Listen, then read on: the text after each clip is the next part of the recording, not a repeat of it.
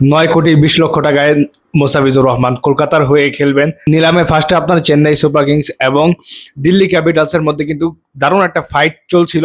সেখানে আপনার 4 কোটি সম্ভবত 5 কোটির মতো যাওয়ার পর কিন্তু খেলাটা ঘুরিয়ে দিচ্ছে কলকাতা নাইট রাইডার্স।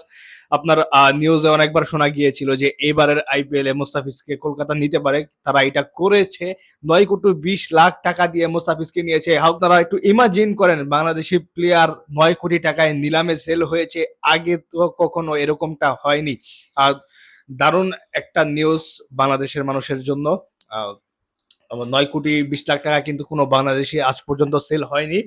তো মুস্তাফিজের জন্য ভালো একটা দিক এটা। বাংলাদেশ ক্রিকেটের জন্য ভালো।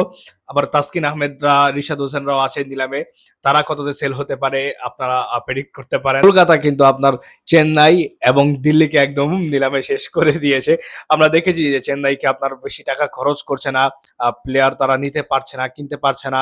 তাদের হাত থেকে প্লেয়ার বাইরে চলে যাচ্ছে, কিন্তু তারা টার্গেট রেখেছিল। তারা এন্ড্রিক নরকিয়াকেও নেয়নি, মাদিসা পাথিনার জন্য বিট করেনি। এখানে বোঝা যাচ্ছিল যে তারা হয়তো মুস্তাফিজকে বিট করতে পারে।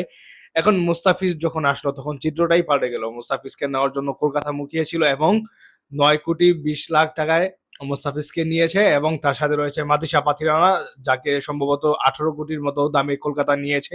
বলা যায় আগের সেই সেটআপই, চেন্নাইয়ের মতো সেটআপই কিন্তু কলকাতা পেয়েছে। আপনারা কি মনে করেন কমেন্ট বক্সে জানিয়ে দিতে পারেন। ভালো থাকবেন, সুস্থ থাকবেন। ধন্যবাদ সবাইকে।